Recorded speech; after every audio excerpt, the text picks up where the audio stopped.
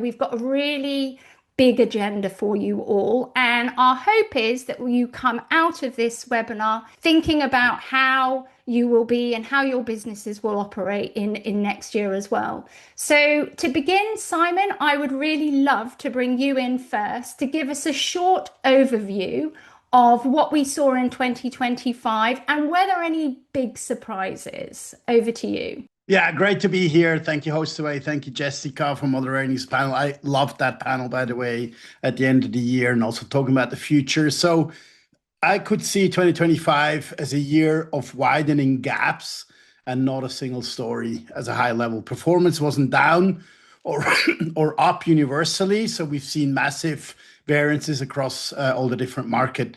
One thing that we have seen clearly is that the top markets and the luxury markets, the upper end of the markets have performed significantly better than the mid markets as well, which was interesting. Overall, supply didn't grow, not a big surprise. And I don't want to steal Jason's show, but coming back from Darm, we were fueled with data as well in terms of seeing supply rather flat. Certain markets have declined significantly larger, such as Spain has lost 6% of its supply due to more regulatory impact, and other markets have performed a little bit better or overall flat. Another issue in terms of 2025 I want to highlight is climate volatility hit P&Ls harder than expected. We had wildfires, storms, heat waves, insurance shocks weren't on footnotes, has been a huge challenge to our industry and will definitely be something we need to be mindful also for 2026. We've seen seasonality shifted unexpectedly, Southern Europe, no surprise, but also Florida and California and the Alps. So again, we can't pinpoint one trend specifically for 2025 or what has happened. We have seen widening gaps overall. One thing that has become very clear is AI moved into operations a lot faster than what we anticipated. Last year, AI was used as a hype word. If somebody still believes this hype, you might want to change your profession or really get into it. And especially coming from the conference circle this year, just a quick anecdote. Last year, I introduced my keynote on AI when I was talking to ChatGPT. If I would have done that this year, they would have thought I'm a total idiot. So, this has arrived and will definitely dramatically change. Interesting enough, we have not seen decline in workforces. We have seen shifts in workforces. We've done some talks and where people will focus for next year, and we'll talk about that in a minute. But it's interesting that people have shifted their manpower to more value creation than just getting rid of staff. So this is still to be seen, and therefore margin compression is another thing that the industry is facing 2025, while we see more a flatter performance with increasing operating costs, distribution costs, higher labor costs, etc. And we heard that all over. Labor has become more expensive, which is still a massive cost point for property managers in our industry. So therefore margin compression needs to be thought after, and AI might be an answer to that. And last but not least is diverging dynamics between the European and the US market. I mean, we have an international audience here, so we need to be looking at these markets quite differently. Europe has had a lot larger exposure to regulations and will potentially have in the future as well. And we have seen the market in the US more volatile, also on the housing market, interest rates, cost of capital, etc. So we need to really look at these markets separately. And I think that's for me a quick feedback on 25. Brilliant, Simon. Were there any big surprises last year that we weren't expecting? Like you mentioned a couple of things, that AI has maybe jumped quicker than we thought, and then also about the workforce, that we're not sort of slashing jobs, we're just redeploying. But anything else that was a big surprise for us? No, I remember Jason Sprenkle 2 years ago. I quote him 300 times a day saying, if you don't know your owners, you better get going. And 2 years later, now it's happening more than anything, right? So I think keeping your supply, managing your supply is definitely a huge surprise that it has come a lot faster. The party years of 21, 22, 23 are definitely over. Now it's about managing supply. Growth is slowing down, so therefore it's more competition out there, without a doubt. So that's definitely, in a way, a surprise that the market is stagnating, and we need to accept that fact within the environment we're working in. And then the other may be the shift of Airbnb's commission model is another big one I could potentially mention as well. I think the industry as at large hasn't put their head around that yet. We've seen a lot of back and forth, people not really understanding how that impacts margin or distribution or anything else. So I think that's another one. And the third one, congratulations to Steve Schwab picking up Vacasa. That was a surprise to me as well. That was a huge surprise. And so, Simon, that's such a great overview, and we will go into detail on a number of those topics. But you gave me a perfect intro to bring in Jason now. Jason, give us a sort of maybe a more detailed about the market, about supply and demand, and what you guys are seeing. Yeah, I mean, lots of topics to dig in today with an incredible panel here on what we think is going to happen in 26. I'll try to stick with kind of the facts that we're seeing already in the data and separate out kind of where we forecast things to go. First of all, just at the broadest level, I would say we're heading into what looks like a pretty good year relative to last year. You know, as Simon said, quite clearly, 25 was a little bit of a repeat into 24 in terms of overall gross metrics, certainly different in every market. A lot of differences shaping up towards the end of the year in 25, but that we're seeing continue in the first half of 26 around the booking pattern. So not necessarily where we're going, but how we're getting there in terms of the type of bookings that are taking place. But in general, we're seeing an uptick in occupancy over the first 6 months, about 3% broadly in the US. New England as a standout. Rocky Mountain on the other end is pretty flat. I know we've got ski season coming up with the snow coming in a little bit later, not quite as robust as what we're seeing in some of the other markets. Rates we are seeing significantly up. Really a lot of markets that are in the 8 to 10, 12, 13% increases for the first half of the year with respect to overall rates. Some obviously that aren't quite as robust like the Rocky Mountain again, but it's resulting in RevPAR looking pretty positive. Overall US, just as a point, is up 9% for the first half of the year relative to next year. I think we're also seeing signs, and you guys are looking at the same economy I am, but with with the interest rates starting to come down and what feels like an opportunity for cap rates to pick up a little bit, we're starting to see signs of supply picking back up. I think the overall expectations at DARM across the panelists that I heard, and certainly from our team, was that we will see more growth in 26. Which is not much to expect because we didn't see a lot in 25. It was a pretty flat year. And I think that's something we've all got to be aware of when we're thinking about kind of where we are pushing prices now. It's given us the ability to do that because of the flat growth in supply. But as that starts to come back, I think we need to be very, very mindful. The two biggest things we're seeing, because it has been relatively stable with supply and with the numbers between 24 and 25, is that the booking patterns are changing. So the two biggest call outs we've had recently are you've got a shorter stay length and you've got a shorter booking window that is continuing both of them to shrink as we look into the first half of this year. The impact of that is, of course, you've got to be careful in terms of how you're shaping your pricing. You cannot just assume that the same pattern is going to play out. And so, if you're down a month out before arrival, that you're going to stay down. What we're seeing is because people are coming in later, they're changing the amount of nights that they're staying. You don't necessarily need to react, or you're not necessarily going to benefit from react in the same way you did last year. You need to be mindful that those bookings might be coming in a little bit later. You need to be mindful that your booking windows are open so that you can accommodate what is definitely changing guest behavior. I think just in terms of some overall call outs that we can get into from the panel, as Simon said, and as you point out, Jessica, lots to talk about around AI.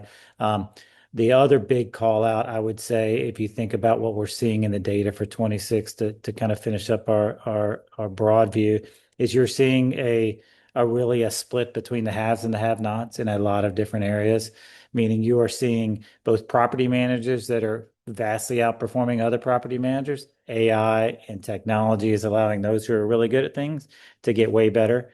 And so you're seeing a bigger gap. And then you're seeing that in the economy as a whole. A lot of talk about this K-shaped economy, which is just a fancy way of saying the rich are getting richer and the poor are getting poorer. That affects all of us. Those who have the benefit of big 401ks and good salaries and have money out in the market are benefiting from a very robust market. Those who do not, which represent a lot of our travelers, are feeling the compression from the increase in prices and the pretty not a hard direct hit that they felt on the economic side. And so it's mindful to think about when we talk about our predictions for 26 that there is a good chance that part of the economy and thus part of the properties and property managers will do very well, and part of the economy will see a much different reaction. And so important not to look at the averages, important to think about who is your consumer, what type of properties do you have, and how is that going to impact your performance specifically. That's great, Jason. And we'll go into more detail on that, the separation and the split of who is potentially going to do well and who not so well. And I know quite a few of the panelists have quite a bit to say on that.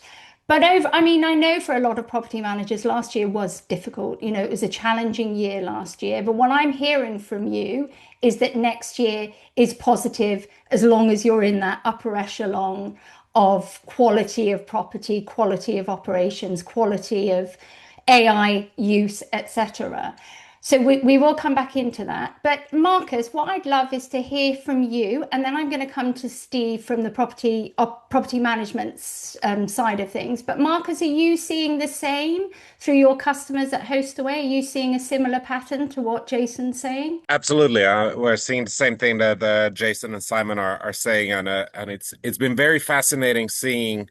So I live now half of the year in Europe and half of the year in US because we're expanding so fast in Europe, which has had an amazing year, both southern and northern Europe. If you ignore a couple of forest fires and flash floods and other disasters that are inevitable at this stage. But that K-shaped recovery in the US and also in Europe is very fascinating. What it means is that the people who had money, they now have more money. So there's more money available to buy high-end properties. At the same time, for travel, there's more money available for high-end travel, but the properties that were not doing that well before or weren't attracting a lot of travel before, they might be way worse off. Another interesting pattern that nobody mentioned yet is that Americans are now, and this is the richer part of the Americans, they are 20% more traveling abroad than they were 5 years ago. And what that means is that ADRs for high-end properties in, for example, Europe, which is a very common destination for Americans, is increasing exactly because of that effect. However, tourism into the US internationally is down over the last 5 years. But that doesn't necessarily impact the luxury properties because the average tourist that comes in to the US has less to spend than the average, let's say, top 10% income earner who is already within the US. So you're seeing a rift here where destinations that are popular among international tourists in the US are declining to some extent, especially on the lower end of the scale, while at the same time you see a massive demand boom for high-end properties that are popular within the internal markets. Also, the seasonality, we're seeing a shift there. In 2025, there was a continuation of the back to office calls from many companies, and this, of course, has led a lot of families to change the way they plan their trips. And I believe that's why these last minute trips are so popular this year, because in the previous years you planned, let's do a month in the fall or a month in the winter somewhere where life is different, and that's not happening right now. And as a result of it, the tourism in the shoulder seasons is perhaps not as strong as last year. However, midterm stays are also gaining popularity.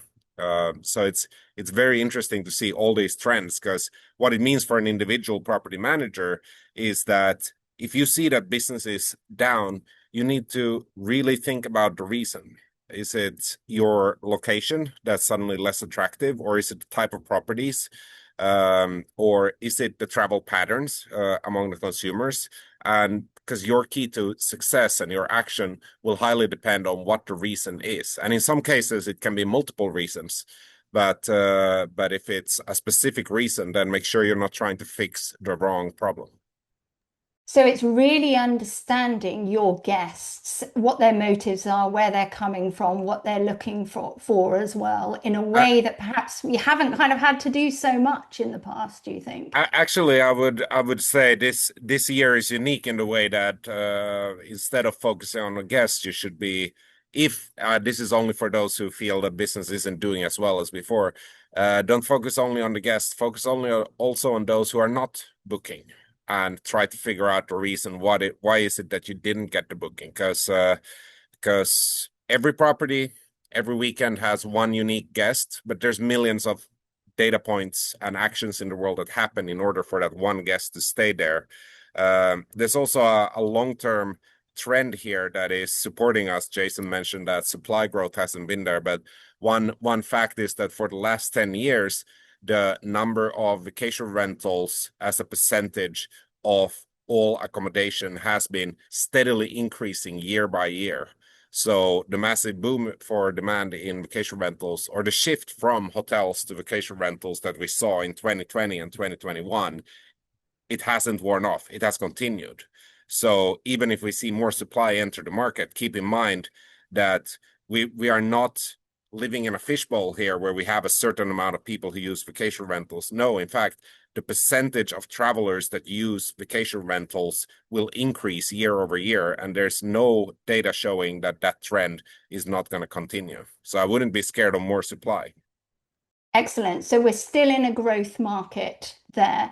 And one of the things that you said about really understanding why people are not booking, perhaps we can touch on that a little bit when we talk about AI and AI uses later on in the conversation. But I'd now really love to hear your perspective, Steve. Firstly, congratulations on Vacasa and being one of the big stories of 2025 and this year. Really good to have you on the webinar today and to get your perspective from the other side of the coin, from the operator side. What are you thinking about the market dynamics and what you're seeing? And I guess specifically also that kind of split between ones that will do well and ones not, and what your thoughts are on that. I'd love to hear it. Well, first of all, thanks for having me on, Jessica and Hostaway, and what a great panel to be on. When we're looking into 2026, I mean, occupancy, we're seeing single-digit growth. Anywhere from 3 to 4% is what we're forecasting, depending on the market. ADR up, 5 to 6%. RevPAR up, 8 to 9%, depending on the market. Fees per unit probably up as well. It's going to be an interesting dynamic with the Airbnb shift and how we're translating that onto to the guest. What's I think most important to consider from the individual unit economics of each individual homeowner is that while supply growth is good for us as property managers, it's not necessarily always great for the individual homeowners, right? Because it creates more competition. And we continue to see growth and demand at a healthy rate. Personally, overall growth in supply, I'd be okay if it pauses for a little while. I tend to believe that as we see interest rates start to adjust again, we'll probably see supply pick back up over time, which will be important. But I think it's a very different game than what we came out of with a lot of people, who came into the industry under, the dynamics of COVID, where any property was a good property, right?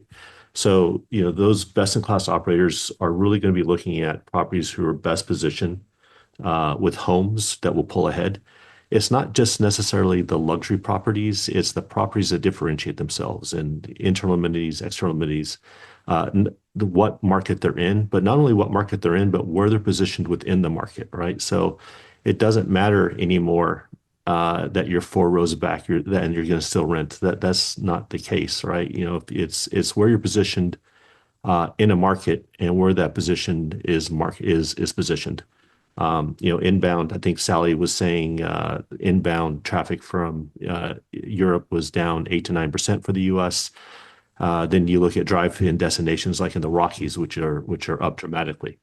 So as we talk about predictions and what that looks like for, you know, whether we're speaking to property managers or we're talking to individual unit homeowners, you know, it's going to matter dramatically where you're at. You can't just take a generalization and say, and here we go, right? If you're seeing that you're struggling, you know, where are you in the segment of the market? Are you luxury? Well, you're probably more insulated, depending on how you define luxury. If you're not luxury, are you differentiating yourself from the home that's just another property in a neighborhood that looks like somewhere somebody else would just live, as opposed to something that creates the mentality of something that's unique or novel, and there's a reason why to say in that property as opposed to another one when you're looking across you know, the listings that are out there that you're competing with in your subset. I think those are all important. And then when we get into AI, I mean, the parabolic growth of AI is coming up quickly on everybody. We're still watching, you know, teammates across, or you know, colleagues across the industry thinking and using ChatGPT like it's Google. You know, the CEO of Alphabet specifically called out that all of his employees must be 20% more productive in the coming year, to include himself, right? When you think about the dynamics of and how that goes across our industry, it's not necessarily that we have to be brilliant AI users. We have to find ways in which AI makes us much more seamless without making us soulless. We have to create opportunity where that margin compression that I think Simon was talking about is somehow, you know, set free or set loose by using AI to free up those resources so that we can provide best in class services that are still economically viable in a economy in which margin compression is real, right? So it's not just a matter of can we make more money, but it may turn into a matter of survival for those who will engage it properly, as opposed to, you know, engaging in ways that seem fun or cool, but you know, it's going to become much more agentic and part of your workflow in order to survive, as opposed to something that just gives a better messaging to guests, right? So I think that's where AI lays itself out going forward. And if you're not thinking about that in meaningful ways, it could be the difference between you picking up another property management company or another property management picking up you. And so all that to be said, brand matters. And we can get into that later, but the fabric of the entire organization, the fabric of travel is changing dramatically in ways that I don't think everybody's thinking about yet. I'll leave it there. You just left us a lot there, Steve. There's an awful lot to unpack there. So that split of the haves and have-nots is, you know, not just covers quality of property, quality of location, but also that whether you're using AI beyond just using chatbots and as a search thing, in order to make sure that those efficiencies are really there and that seamlessness is really there. And we will get onto that, but you've just opened us up into a great topic that I want to talk about, which is around LLMs and AI for search and the impact that it has or will have on how people are actually finding properties and booking properties as well. And so what happens when we're all starting to say, you know, find me a family villa with a pool with, you know, within this distance of this airport, you know, what's coming up for us in terms of that search, and how is search and booking changing? And Roemer, I'm actually going to come to you first because you are our OTA representative here, but I'd love to hear everybody else's, because for me, this feels like the seismic shift that we're about to kind of walk into, which is how we buy things, how we find things, and how we buy things. And so if we can, and then how that obviously then impacts on inventory and what gets shown, and how properties are becoming visible on any kind of booking platform. So OTAs, but also direct booking as well. So Roemer, I'm going to hand to you of where you guys are seeing the way that search and booking is changing. Thank you, Jessica, and thank you, Hostaway. Thank you, Marcus, for having me as well. Really excited to be here. Interesting question, right? And my opinion, my personal opinion here clearly is that AI in the end makes technology even more human, I would say. Just kind of to put a simple example there. Who talks about just ticking a box or selecting something from a drop-down list? I think humans speak in languages, and I think it was already referred to by Steve as well. So if you search for something, you would rather put a full phrase out there, and you expect technology to pick it up and serve you with the right results, right? So AI in that sense is what we see a huge opportunity for the entire industry moving forward, making it more human in that sense. But also on the way you bring properties to a platform like Booking.com, it can be very, very useful, right? How can you generate the insights that we share as a OTA, for example, to Hostaway when they interact with the accommodation partners? What kind of insights can we provide based on the AI generated insights to help improve the representation of properties on the booking platform, showing them up higher in rank so that they will be booked faster by the traveler. Ultimately, this is all coming down to how can we make it easier for travelers to pick the right accommodation that fits their lifestyle, their family or setup, or their business travel. But also, how can we make it easier for accommodation partners to work via Hostaway to an OTA like Booking on setting those properties up in the right way. So it's all about trying to take friction out of travel and making it easier for, as we say within Booking, making it easier to experience the world for travelers. Thank you. Simon, what do you think will happen with search and booking discovery, where people find properties? What's your prediction here for next year? Yeah, absolutely. So, Roemer, thank you very much. And, I maybe I can put that into a little bit of simple terms where your question came from originally, Jessica, because obviously, Booking.com is a company that is well ahead. It's a technology company at large. And I think one thing I want to make clear that I've built my own conviction around, where everybody was towards the end of 25 talking about how I can be found on a ChatGPT or on a search tool that is large language model. And a little bit of self-advertising. I just interviewed Glenn Fogel, chairman of Booking Holding, last Tuesday, and I said to him, "Are you going to be the only employee in 5 years at Booking?" And he laughed at me. And I think, and one thing I want to make clear here also for the audience, the OTAs will not disappear because of ChatGPT, just to make things very clear here, because the OTAs have all deals with OpenAI and every other AI platform to be part of that with their own content.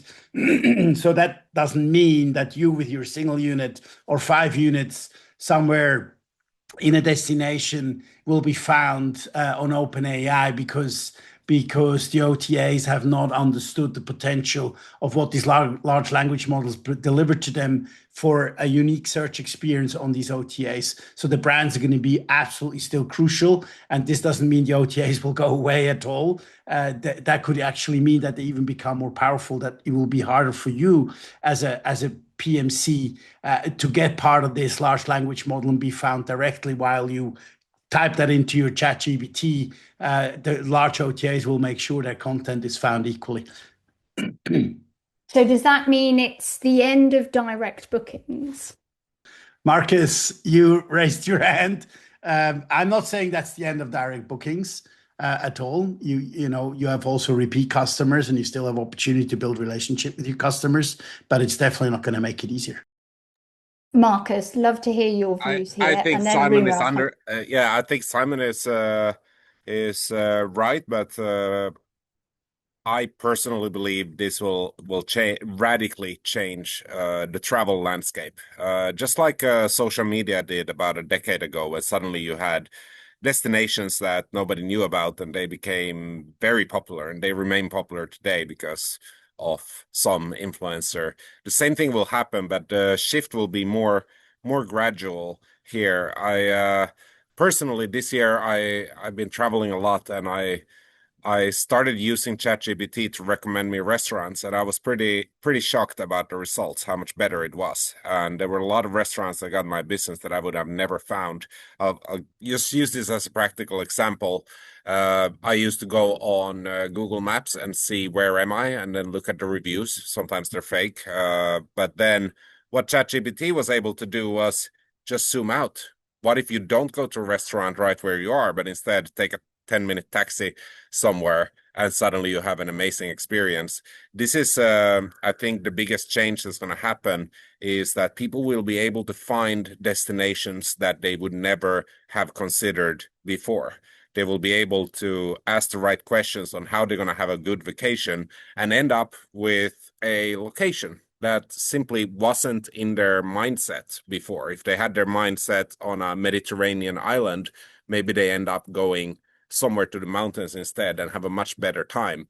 Now, this doesn't directly correlate with the OTA success, but I just had a look. Since 2023, Airbnb's stock price has gone up 25%, Booking.com has doubled, and Expedia's has gone up 2.5 times. So that tells you something about the threat of AI to OTAs. Clearly, the markets don't believe that. However, for a property manager, I think we will see a massive democratization of where bookings are going.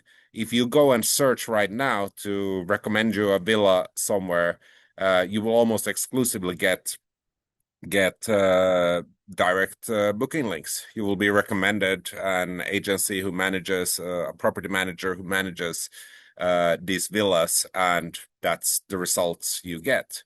Now, I believe that for the OTAs, this will have to change the value proposition, because when you ask ChatGPT, okay, can I make this booking on Booking.com? Then if it's able to read the data, I would tell you, yeah, but it's going to be 10, 15% more expensive. But you can be part of this loyalty program. So, yeah, Roemer, do you have any thoughts on that? Yeah, so I think this all comes down to the preference of the traveler, right, and the choice that they want to make, and I think there will always be a world where there's direct bookings and OTAs, and that and they play along. It's also the convenience in that sense. The convenience of making a reservation and trusting that the reservation that you make is indeed in the books of the host, and I think that also plays a role. So it's really a matter of preference, and in the end, ultimately, the travelers have choice, and they should always have choice. The only thing that we do within Booking is trying to make it as easy as possible, as frictionless as possible, and we leverage AI for that as well. And the rest is up to the rest, in my opinion. Thank you. Jason, I just want to reflect a couple of things and I'll come to you. Marcus, your point about the democratization of locations, and it feels like Brian Chesky sometimes says that we only ever search for 100 different locations, or, Airbnb customers only ever search for 100 most famous places. And his kind of vision, from my understanding, is that that people will then go much further and broader. So instead of going to Rome, they'll go to the little town, and an hour train drive that nobody except for if you're in Italy has heard of, but is just as wonderful. So it feels like there's that AI and LLM discoverability gives us that opportunity, which also then has implications on over tourism and regulations as well, if it is much more spread out, which is really exciting. Roemer, I also want to reflect something to you that Marcus said about OTAs having a different value proposition. And I think one of the things that I certainly see with Booking.com is your connected trip offering that you have. Now, at the moment, you can't quite get that on LLMs, maybe with agentic AI and when we all have our own AI assistants, but that connected trip of being able to get the taxi and the flight, the insurance, all in one really convenient place feels like your value proposition. But I agree. And we have only just started, right? So, but if you look into the connected trip, that is kind of the big thing that we're heading towards as a company. It's indeed not only making a reservation in a hotel or in a short-term rental. You're not only making that reservation to stay there, right? You also need to get there. And you also want to explore, you want to do activities, you want to go to restaurants. So creating that full experience end to end, that is what we're working towards as an organization. And that's what we call the connected trip. Currently, it's not kind of a end-to-end experience when it comes to the shopping basket, right? You make your reservations for the hotel, and separately you can make your reservations for your car ride and your flight and your restaurant. Ultimately, we need to get this all connected into one big shopping experience, like we are used to when it comes to retail, for example. What it also where also AI can be very supportive, of course, is that if you go to an hotel to stay in a city with your family and you plan for something, some activity, well, to the example that Simon also discussed with Glenn in the podcast, there is that a canal ride. You don't like to do a canal ride when it's raining. Then you'd rather go to the museum, right, Simon? That's the example. And I think AI can help you to make sure that the whole experience of the connected trip and your stay in a certain destination, it is changed based on changing the weather in that sense. Brilliant. Thank you. Jason, I saw you'd like to come in. What would you like to add here? Yeah, just real quickly. I mean, I think we are all in agreement. I think the question is, what can a property manager do to optimize their chance of succeeding? I think my sense is, and you'd expect to hear from me, but that data quality is the new marketing going into 26 for AI. How do you show up? I think it's a matter of having very structured data around your properties. I think your point, Jessica, and the other points about kind of democratizing the opportunity to properties in places that might not otherwise show up is brilliant. But you're only going to show up if you can be found. And people are searching, like you said, not for filters, but for conversational. So they are looking for great for toddlers and tall fence for pets and places to spend weekends with my girlfriend. And so if you do not have great structured data to where you can be found, where people are looking for that kind of intent, whether you're on booking.com or whether you're out there on your own website, it's not going to find you for the intent that they're looking for. So I think the practical answer is go and get into your data and make sure that you are structured in a way that you can be found. Marcus. I think it's a bit funny. I saw a question here, or a couple. Well, many people ask how can a property manager be found by AI, and someone commented here that property managers rarely have the technical expertise in house to deploy AI SEO. I fundamentally disagree with that. The funniest thing with LLMs is that you can actually ask them. If you're a property manager and you want them to recommend a property, ask them, how can you recommend my property? Or do a wider search. If you don't know who are the people who make a booking to your place, then ask, hey, what's the reputation as a travel destination for my country or my city or my neighborhood? And who are the people traveling there? Why do they travel there? And then when you get the answer, you have to ask, well, why did you reach that conclusion? And can you recommend me the best vacation rental for this need that you, as a property manager, think you fulfill? And when you get the answer, once again, ask, why did you reach that conclusion? Why not this one instead? And point them to your own. It's really not rocket science. The LLMs, they take all usually text-based material, but also things that are found in videos on social media, and they compile that into, well, anything that you ask about. So if you want to, here, have we considered Hostaway's content management to optimize to index the listings into LLMs? This would be a real game changer. That's exactly what we're doing. Yep.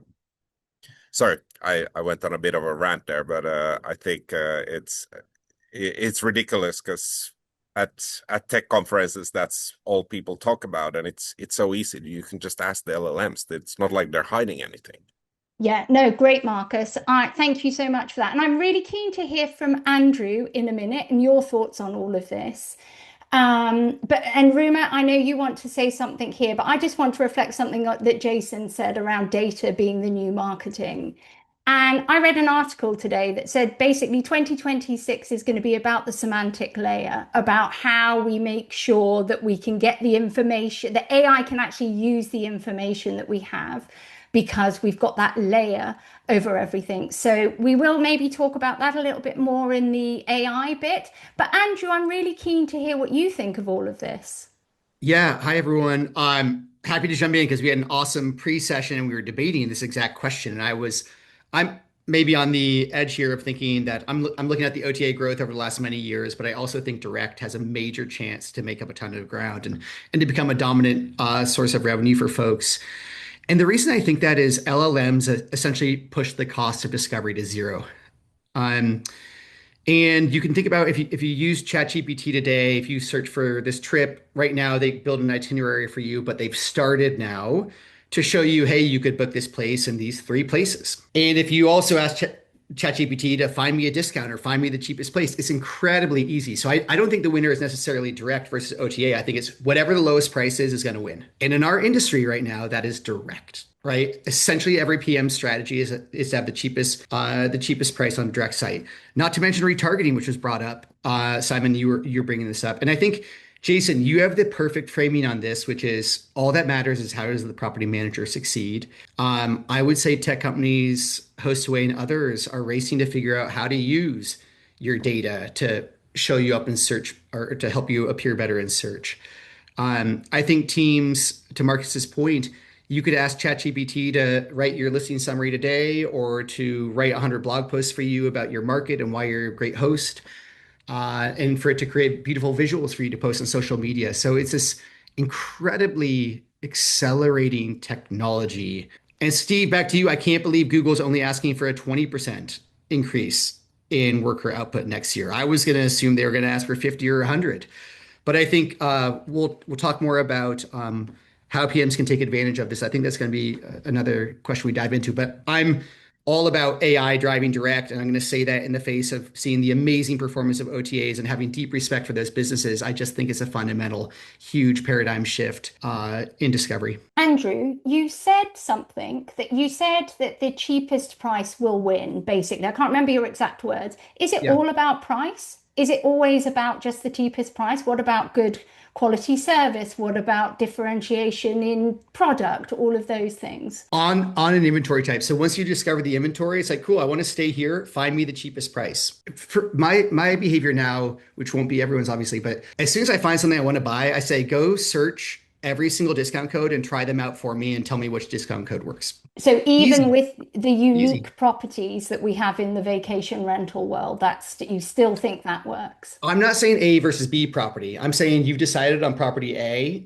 Now go find me the best price for property A, which right now you'll have to ask it that, but like already you see chat starting to say, hey, you could book it here, here, here, wherever, and they'll show you the price. So it's just like an inevitability that the lowest price will win. And I think in our site or in our industry, direct is the cheapest because you don't pay fees.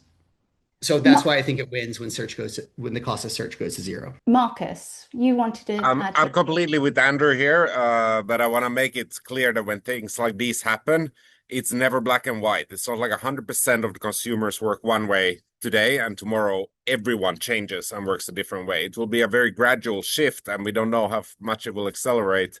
But if you look at how plane tickets are booked now compared to how they were booked 10 or 20 years ago, we've seen a pretty steady trend where you used to walk in to your local travel agent, probably buy a packaged trip. So you didn't even pay for the plane ticket. You bought a packaged trip, a charter trip, and that's how you got your plane ticket, to then eventually buying the plane tickets online. And today, most of the plane tickets are sold directly by the airlines. And that's also, the value proposition from the OTAs needs to evolve. It needs to be something else than same thing, but more expensive. And that value proposition really needs to be figured out, because otherwise it's a game of who gets it cheaper. I started my career in tour operating, and I remember physically having to cross London to physically get tickets for airlines to be able to then package and send in the post to our customers. So I was actually thinking about that this weekend, doing that. But Roemer, I know you want to add something here, so please go ahead. Yeah. So I don't think this really is a thing between direct versus OTAs. This is, as said before, I think this is really about a choice that all travelers have, and this is also not only about price. I think many decisions are not even about price at the foundation. It is about how easy is it to find a destination, find a place to stay, and how confident are you that if you indeed make that reservation, that it is a good one. So it's convenient in that sense. It's also a convenience that you need to provide. So it's not only price, in my opinion. Brilliant. Thank you, Roemer. I agree too. I think there are other decision-making factors that we have when we purchase anything. Somebody's just put something in the chat which brings us really perfectly into our next topic. And they said, does reputation not have a part to play when you're searching and booking on the LLMs or in any way? And that brings us really nicely to brand. And I'd love to hear Corinne as well, bring you into the conversation here. But perhaps I'll start with Steve, because you are on the ground, doing this in life as a, you're not the tech company, you are actually from the property manager perspective. Tell us about where you feel, because normally we don't talk about brand too much in these kind of panels, but it's coming up, the importance of conversation in a way that it hasn't before. So I'd love to get you to kind of begin with us on what you feel about brand and how you're seeing it today and how it impacts property management growth. So when we think about brand, we really think about trust signals, right? And when you look at what the AI is searching for, they're searching for brand, they're searching for trust signals, they're searching for what they can trust to put out. And we're really going backwards in today's algorithms, back to the early 2000s of how, Google, Yahoo, Lycos was thinking about trust signals in the very beginning. And we're watching that evolve with time. I think brand is going to be one of the most important pieces of being found and being suggested, and then probably sort ordered in what kind of pricing that goes on with that. When you think about being a property manager, make sure you have structured data, making sure that you're providing those trust signals through brand, making sure that you're giving the AI context is going to be incredibly important, because some of the suppositions that were talked about earlier, I fundamentally disagree with. The entire fabric of the internet is being rewritten right now. We're no longer going to have a shopping mall, which is what really the internet's become, right? It was started off as a library. It turned into best case scenario or best use economics as a shopping mall. Nobody wants to go to Airbnb. I don't want to go to Airbnb. Why do I go to Airbnb? Because I want a vacation rental, but I really don't want a vacation rental. I want my family I want to be able to send suggestions to my family where they want to suggest where they decide where we're going to go, so I can book a vacation rental. I don't want to go to Airbnb. I don't want to click on the numbers. I don't want to search through hundreds of properties. I don't want to find any of that. That's not what I want. What I want is for my family to be able to get suggestions and make a decision so that I can make my kids and, wife and, or, husband or who your partner's happy, your something that fits your grandparents' needs. AI doesn't do well without context. So when we think about how the OTAs are going to compete in the future, I don't think that the OTAs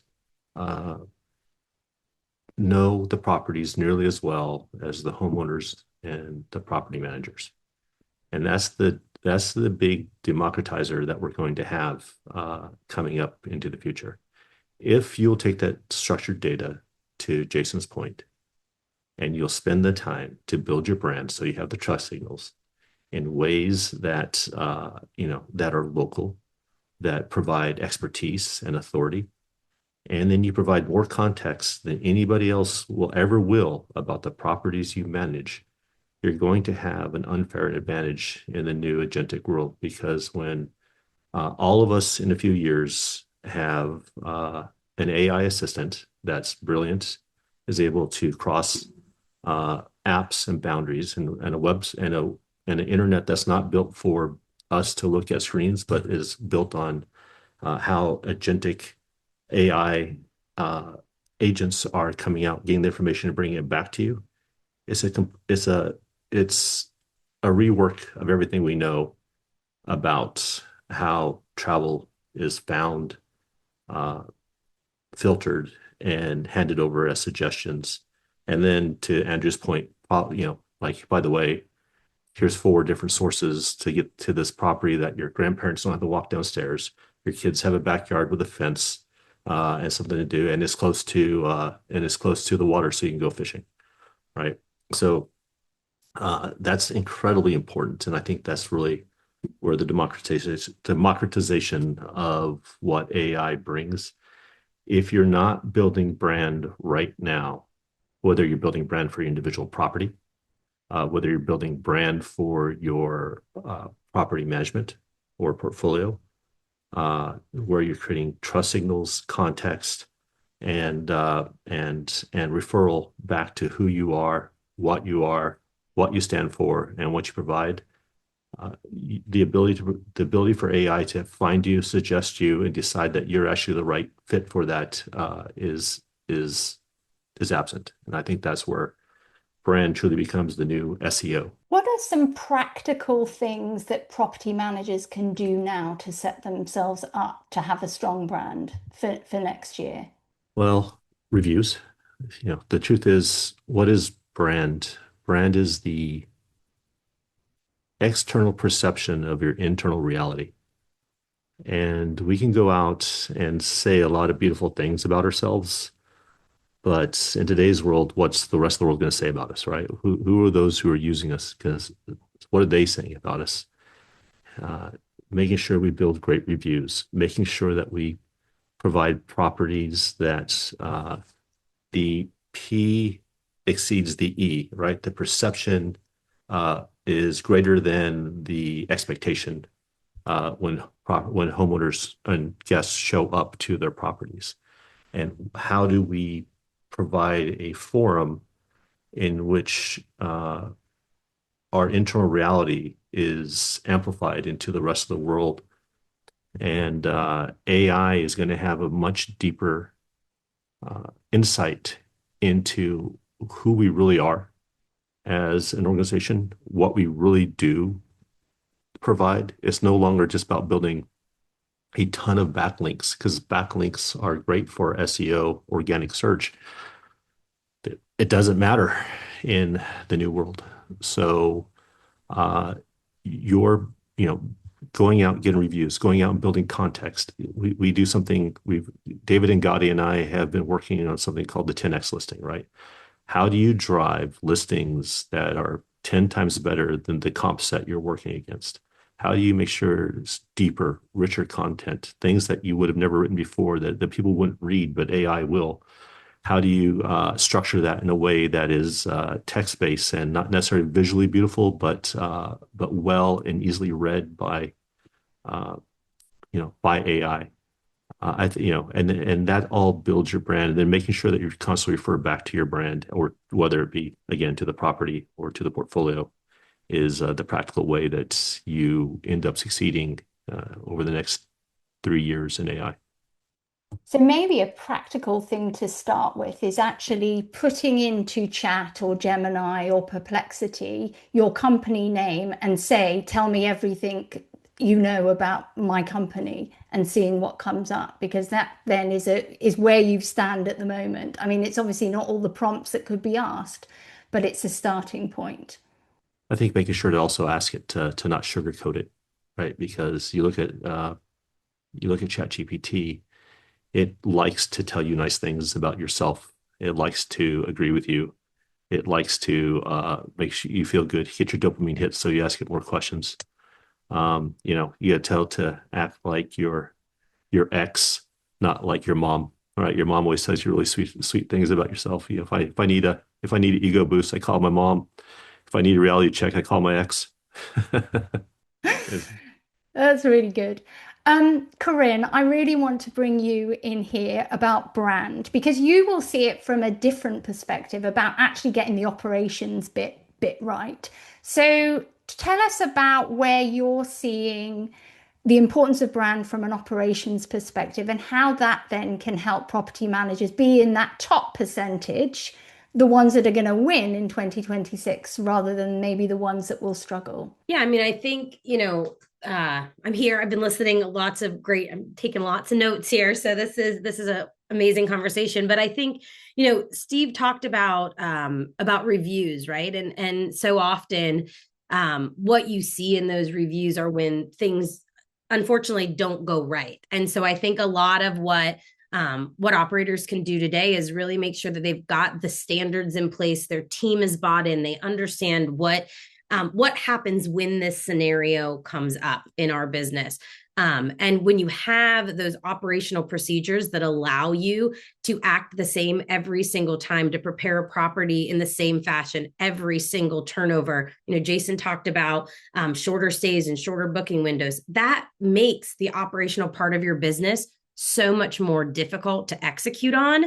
And so when you have those good standards in place, that's going to allow you to do that at the level which is going to help you place higher in those searches. And I think that in a perfect world, every guest wants to walk into a property and feel like they're the first person who has ever stayed in there. Sometimes you have the opportunity to do so in brand new properties.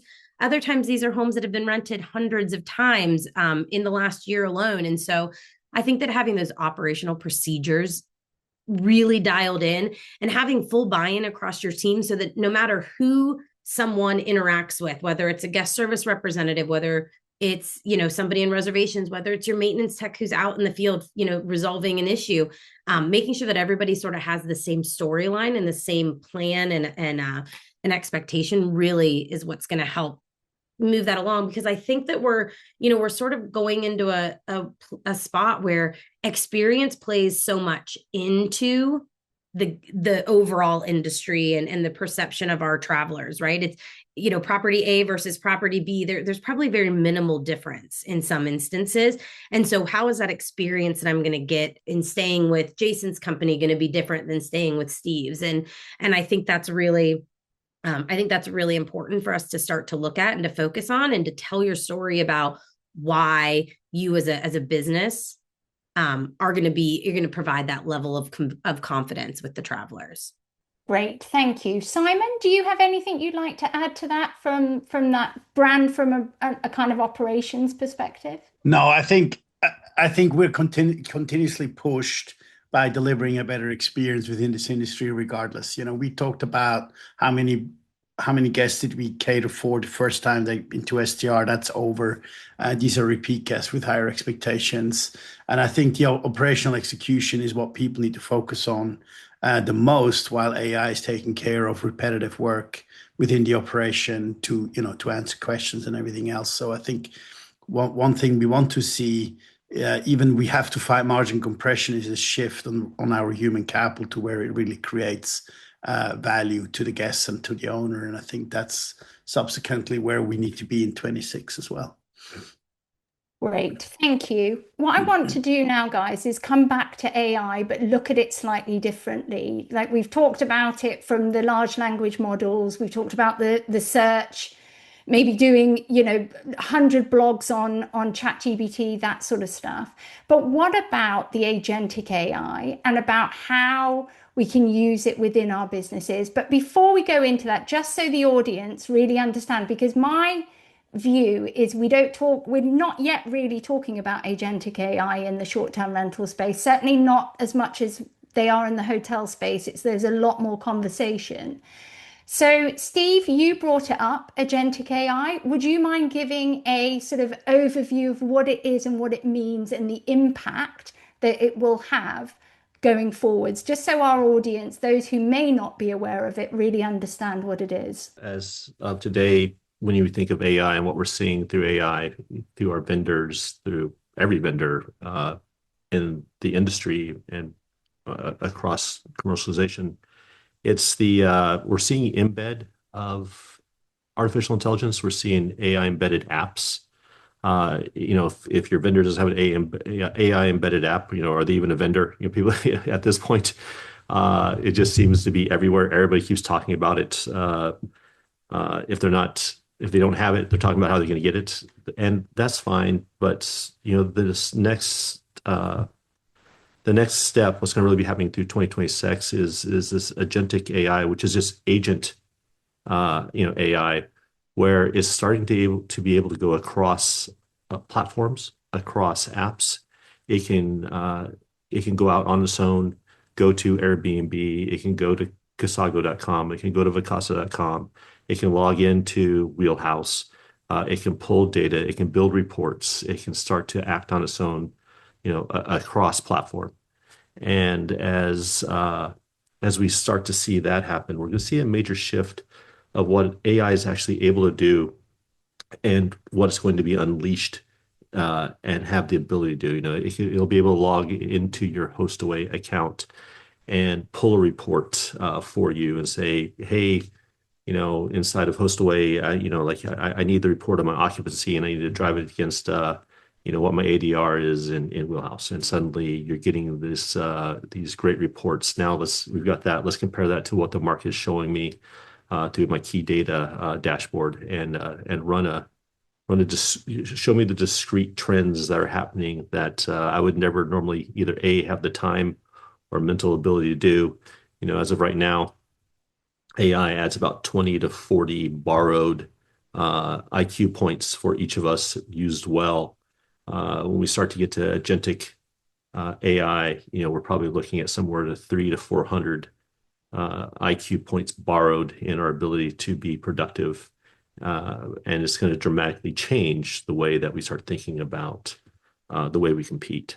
And so that agentic AI is important in the next steps of how we become more efficient. And back to Andrew and the 20% from Google or Alphabet. At that point, I think they'll probably raise the bar and start going to triple digits of how productive each teammate needs to be on a year-over-year basis. We really are going into some very, very interesting times that we probably haven't seen for decades and decades, the shifts that we're seeing now. Marcus, can I come into you here, please? Where do you think that AI and maybe agentic AI will have the most lift for property managers? In which part of their business do you think there'll be the most impact? I think the biggest impact will be bookings and data, analyzing the data that you have.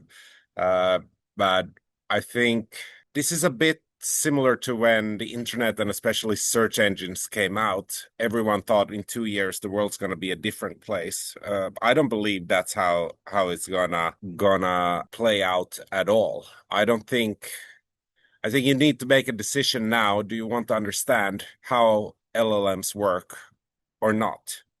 And if the decision is not, you're not going to be in business in 5 years, but you might still have a great 2026. But the flip side of the coin is anything we do today will probably be obsolete. Just like it took Google a good 5 years before they even launched their search engine to begin with, when search engines became popular. Like they weren't the first, and it's the same thing. So I would say don't overinvest. Invest in making sure that you understand how this works. If you got a problem, your dishwasher isn't working, or you don't know which cable TV package to buy, or you don't know how to grill a good steak properly, then use LLMs for that. It will teach you how to use and how to analyze the data and help you later on. But don't focus at this point too much on the specific technology, because whatever is a good solution today will probably be a very outdated solution in 6 or 12 months, just like happened when internet took over. And same thing that happened with social media.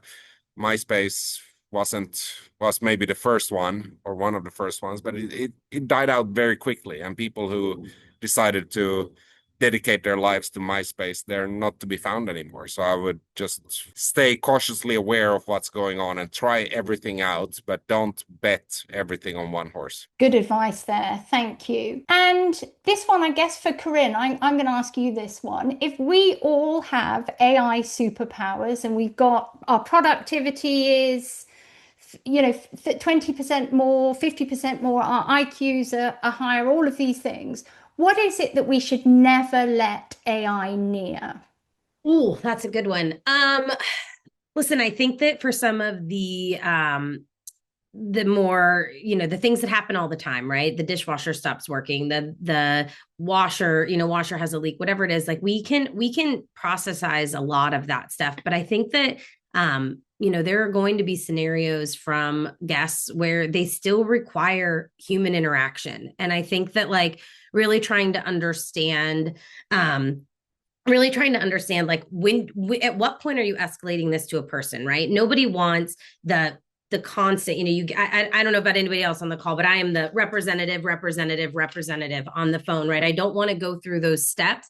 And I think that we can do a really good job of trying to mitigate some of those larger scale issues. But I think we still need to involve our human teams. And I think it's that personal piece that's going to be there for conflict resolution for the larger things. Again, some of these small things we can use AI to solve, but I think we're going to need to be able to very easily identify and escalate those to human beings. Roemer, go ahead. Yeah, so I agree, and I think also the whole conversation, right, also should not put a huge burden on accommodation owners, on hosts. What I mean is that should they all need to be experts in LLMs, in AI, or should they rely on technology partners, like many of us on the call, to surface for that, so that the hosts can really take care of what you say, Corinne, take care of the guests, right? Because that's what they do best. That's their profession, right? Our profession is also to surface those hosts in the best possible way, and this is where AI can come into play, and we can advise them. So let's not try to make everyone an expert on AI. I don't think that's needed. Jason, have you got any thoughts on this? And then I'd also like to ask you about data, because it does, the use of AI does depend on the quality of data and where the data is and the accessibility towards data. So could you give us some thoughts on that? Yeah, I mean, first, if you listen as a property manager and I see questions in here like, what's an LLM? And I can feel the weight of the room of like, oh crap, I got to go hire somebody who's a badass in AI suddenly. I do think Steve's point is, well, you've got to lean in here and be knowledgeable about it. But I think the flip side is also very true, which is the platforms that you rely on, all the vendors in the room here. We are investing heavily. Everybody's PE back now. There's tons of money pouring into taking all this information, all these tools, and making them dramatically easier to use, making it much easier for you to get the insights that you're looking for. A few comments on here on how do we get the data. We've got the APIs. Marcus has got the public facing APIs. You can get it now. And so I don't feel like you've got to go out and figure out how do I build, my own data lake and pour all this information in and build, these agentic like innate in models to do everything. I think you've got to have some of that, but I think you can depend on the Breezeways and the Key Datas and the Hostaways to build these tools for you to make your life easier while you are continuing to be focused on the personalization and the things that AI can't touch. And I think you should expect that out of your providers. A takeaway from the Darm show that we all just left was there was a lot of talk about products that have differing levels of AI. We are all trying to figure it out, but there's already a quick differentiation between fanciful ideas of how to use it and light search bars and deep investment in it. And so I would encourage you to push your vendors that you use or to find vendors who are investing in it and making your life easier. That's what you pay them for. That's what we expect out of our team. I know the vendors on the panel here have exceptional investments in it, and so you can't ignore it, but you can depend on the tools to lean in for you. That was a perfect summary, Jason. And I think it is really important that people know that everyone is feeling like they're behind or that they're not going to be quick enough or they'll, not do the right thing at the right time. But it is that balance between becoming educated, not putting your head in the sand, but then also not running and thinking you have to run and trusting your providers will do that work for you and will do all the hard stuff so that you can then deploy it in the ways. What I'd love to come to is now regulations, because somebody in the chat did put something in about an experience that they're having in their local market around regulations. And typically the last couple of years, it's been one of the top topics that we've talked about is regulations and the impact that it has. Now, obviously regions are different. But what do you, and Simon, I'm going to come to you on this, on where is regulations as a risk point, as a threat point, do you think, for property managers right now and going into 2026? Do you think we're going to see more decisive action like we may have seen in Barcelona and we saw a couple of years ago in New York? Are we going to see more, or is it a topic that's sort of slowing down a little bit in terms of threat to property management? Yeah, I mean, we don't like to talk about threats in our industry a lot, and I think Jason gave a good outlook for 2026, which we'll debate, but we will compare notes at the end of the year as well in terms of. But again, we can't generalize things, and the same is with regulations. The same, right? And I would predict that we are involved on a lot of different buy-side mandates. We're backing private equities, especially on the tech side, but also on the property management side, and other investors to make acquisitions. And we can say that regulation is probably one of the single biggest risks for any investor that is looking at a space. And the second one is consolidation on the technology side as well. Are the big tech firms are taking all the sub-verticals and everybody else is being squeezed out. And regulation is the single biggest impact on the risk metrics of investors within this industry. And we'll get to ask this question all the time. I predict that it's going to get even harder in 26, to be perfectly honest, especially in Europe. So again, we can't generalize what regulation means. We have hot topics in Australia, super hard conversations in Australia. Southeast Asia is probably less exposed to it.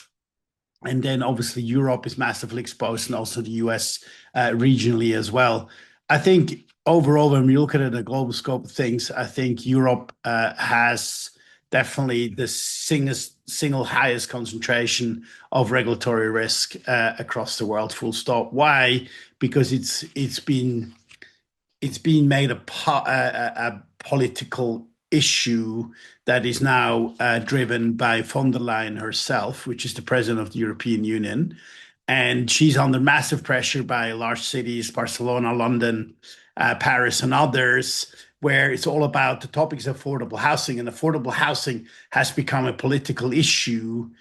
And the biggest danger that we have in the regulatory framework from the EU right now is that it's being generalized, which will penalize a lot of leisure destinations because it's being treated the same way.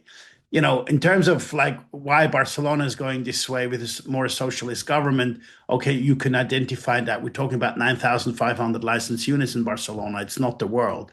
Is that regulating that? Is that going to change the affordable living problem in Barcelona? Hell no, it will never do, because what's going to happen is, and I'm glad you guys brought it up. I think also Steve brought it up, is that midterm living is on the rise. It's crazy that most of the inventory in Barcelona will go midterm. That's 30 days plus, and that business will continue. So that's definitely one thing I can give as a prediction already. So yes, regulation will increase dramatically. Pressure is huge.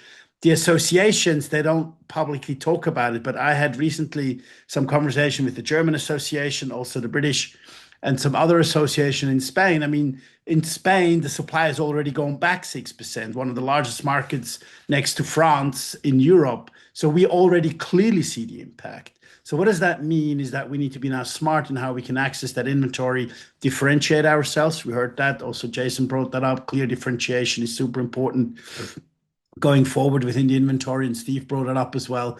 And second is midterm living is now the trend, right? I mean, you consume differently, you might stay longer, you do 30-day plus, and a lot of that inventory is shifting. So if you are in a more highly regulated market, then there's still opportunities to keep hosts on your platform, but you might have to change your product offering to a different type of audience. Thank you so much, Simon, for that. I think it's really interesting, Jason, what you've put in the chat. So basically, almost half of your pros are facing strict regulation and only 29% are not facing any pressure at all, which is quite significant. Yeah, 38% also say they're facing higher occupancy taxes and tourism fees to go along with the pressure.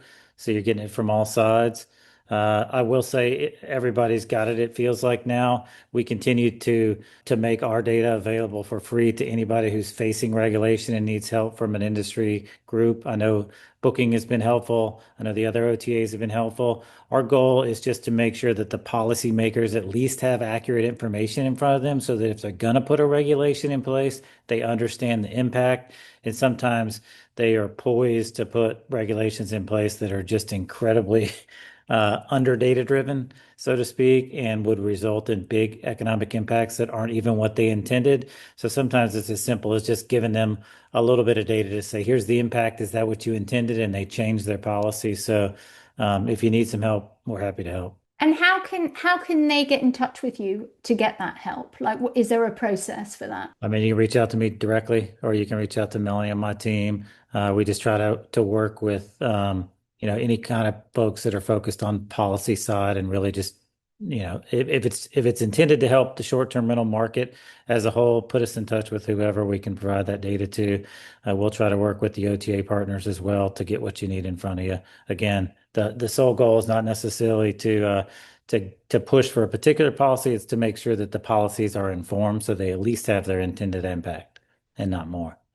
Thank you, because it isn't that we're against it. We just want to make sure that it's fair and it takes in all the points. And having data to tell a real story is a really important part. But what else is the answer to this? Like, what else collectively can we do as an industry? And Corinne, I'm actually going to come to you on this one as being part of the board of VRMA. And for those who may not be aware of that, that's the Vacation Rental Management Association, which is the largest association of professional property managers. So Corinne, what is the answer, do you think, collectively as an industry that we can do to make sure that the voice of vacation rentals professional managers is heard, and that we're part of the story and part of the decision making when it comes to cities and countries putting in regulation?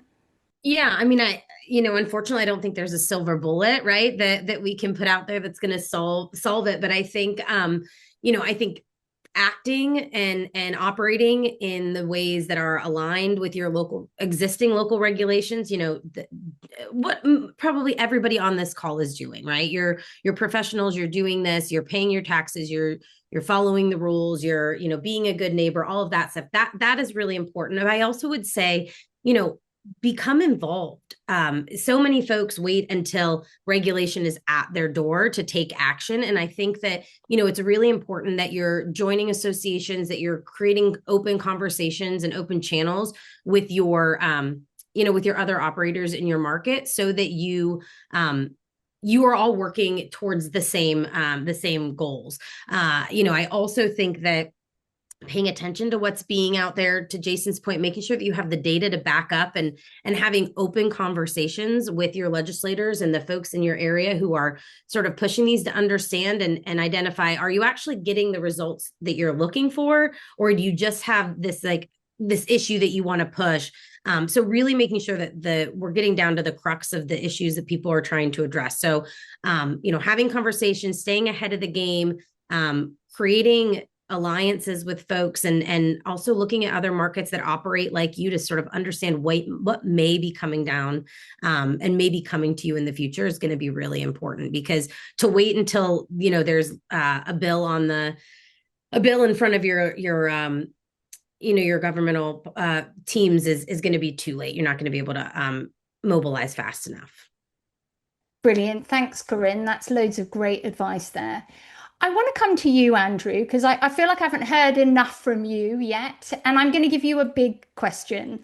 And the question is, so think for all of the topics that we've talked about today, and I'm sure there's also plenty that we haven't covered, but what do you think will be the biggest change as we go into 2026? Will it be search? Will it be something to do with operations? Will it be regulations? Like, what is the big shift that you think we'll see next year? Yeah, we discussed whether it was search, PM operations, or regulation that was going to be the big change in 2026. Those are all the right things to be thinking about. I think the PM operations is going to change the most. I think OTAs and chat and others are going to battle for search, no doubt about it. On the PM operations, you have hundreds of technology companies trying to build better technology. Steve noted that an agent can already move across these technology platforms effectively. So I think PM operations is going to be the biggest shift. And I would just say, because it is scary, and like I look at the pace of change right now and I'm like, holy smokes, I've lived in Silicon Valley for 15 years. I've never seen things like this, how quickly it moves. But for PMs out there, just, I always think about hiring teammates who, they don't have to be experts, but do they like technology? You as a PM, can you lean in and use ChatGPT or some LLM for a couple of things and start to see the power, and then encourage your teammates to find the same thing. But I think PM operations are going to change the most. You could hire 100 teammates next year, or you could hire one in LLM. And I think that's a really, really interesting change to think about how you can scale your business and not have margin compression going forward. Great. Thank you. We're coming up to the end of the webinar, but I'm just going to ask each of the rest of you, what's the one thing that the property managers listening to this webinar can do differently or do to prepare for next year? And Marcus, I'll start with you. All right, I'll give a very practical piece of advice. Sign up for every single LLM you can think of, and start with the most common ones, ChatGPT and Gemini, and just go and ask questions about your properties. Ask about your neighborhood.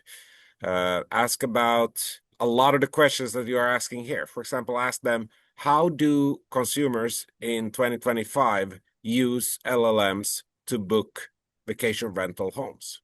That's a very relevant question, and it might give you some data. Try doing that. If you're not using any AI today, please start with the simple things.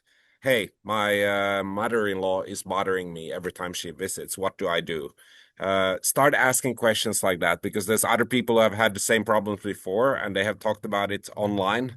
And that's what the LLMs are for. Start asking very simple questions. It will pay off in the coming years. Thank you, Marcus. I'm sure you've got a lovely mother-in-law. But Steve, to you, what's a practical thing that property managers can think about as they go in, or do differently as they go into next year? 2026 is going to be a foreshadowing of what's to come. I don't think you're going to see, the sudden break that happens in 2026, but this is where you lay your groundwork. From a practical application, you took clean water thousands of years to change society, electricity hundreds, the internet decades. It took 4 years for AI to become cheap and a commodity. It's inexpensive. Train your teams now. It's not just you that needs to know it. I go to so many PMs and talk to their teammates, and they aren't using even ChatGPT at the fundamental level.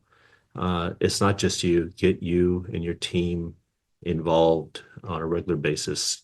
Get everybody trained up, and start moving forward as a group, as a cohort to learn AI, use AI to break down the barriers of being afraid of AI, and start looking at the practical applications day to day, and then start asking your vendors for what the next steps are to continue to grow. Brilliant. Thank you. You've both been very AI focused there. Corinne, do you have what would be your top practical tip? Yeah, I mean, I think I would just say, start thinking about how you can operationalize the data that you have. I think, one example of this that I can think of is I've been at the company since the beginning, and one of the things that we've allowed folks to do is to tell us how long should a task take. And so, as we start to look at that and we start to look at the data of what is actually happening, the actual performance by your team versus what your sort of assumptions are is drastically different. And so I think that when you start looking at that and you start saying, okay, I've been, booking someone with 7 hours of work, but in the reality, it's been taking them 4. There's a huge opportunity there. And so start, taking the guesswork out of what you're doing, start relying on some of that data so that you can actually move in the direction to be more efficient, because I think efficiency is going to be what wins. I think AI is, of course, going to help do that. And it already is. But I also think that, if we're, this isn't going to be, they are not all going to be huge, sexy wins, right? There's going to be some basic things like you say it takes 3 hours, it actually takes 1 hour and 40 minutes, right? Like these can be very tactical things. And I think that folks who are looking at that data and really like moving forward with what they're seeing are going to be really successful. Brilliant. Thank you. And I think it's really important. Physical humans still need to clean the toilets as well, like getting all that stuff right. Simon, same question for you. Yeah, make sure you put the human capital where it creates immediate value to your guests and owners. I think the performance gap widens further in 2026. So the top operators, through data discipline, brand strength, and operational consistency, take disproportionate share of demand, I'm sure. So that is something you need to be really careful about. Average operators will struggle unless upgrade of product quality and processes. And we've seen that in the shift of what people are looking for in terms of product. You need to be able to say no to owners, and you need to say no to supply that doesn't fit what you're proposing. That means that also, in addition to the regulation, which I raised my hand for very quickly, is that I believe there's an opportunity for professional operators, that favoring professional operators in a whole regulation issue is actually a true opportunity for the industry. So I can support Corinne, what she said, get engaged. Regulation is not there to fight. Regulation is there to embrace, make clear what the value proposition to regulators are of an STR, which people don't understand. They just look at housing, but they don't look at how much GDP is actually produced by a rental of staff and everything else, and community spending and everything else. So get part of the game and embrace it and support it. And it's not the association who will resolve it. It's an industry at large that resolves it. And that's why hotels have always been better organized than us. And I think we need to really do that for 26 in order for us not to lose the carpet under our feet. Brilliant. Thank you. Roemer, I'm coming to you next. Same question. I think it's really important just to make sure that as an owner of a property that you are available where the traveler is looking for you, right? And that's quite obvious, and that can be on a wide variety of channels. It can be direct, it can be OTAs. So I think that's one that is very important. And please rely on the technology partners on this call or any other when it comes to the technology. I don't think as an owner of a property, you need to be the expert on the technology. There are experts available that can help you out. And so that you can focus on making the best experience for the traveler. Brilliant. Thank you. And Jason, last but not least, I'm going to come to you. What's a practical takeaway that property managers can implement and think about for next year as we go into next year? Yeah, I agree with what everybody said. I mean, I think more so than ever, one tech savvy 22-year-old is worth 10 employees yesterday. I'd have somebody in your team that you trust to dig in and get their arms around it if it's not you, but I don't think you have to boil the ocean in terms of understanding it.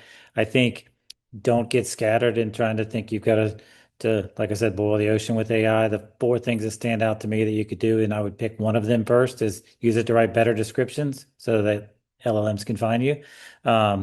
Use it to treat your properties different. They are haves and have-nots in terms of properties, like we said, with this K-shaped economy. And most practical, where I always start and finish, use it to do a better job of talking to your owners and personalizing the experience with your guests. If you don't do anything else, that still matters in the end, and that trumps everything else. Brilliant. Thank you. And thank you, all of you. It's been great. You've been really generous with your insights. So thank you so much. Thank you, Marcus and the Hostaway team, for putting on such a great webinar. And thank you to the audience. People stayed, even though it was a really long webinar. So I think it was really interesting stuff that you all shared. So thank you, and all the best for the end of this year, and best wishes for 2026.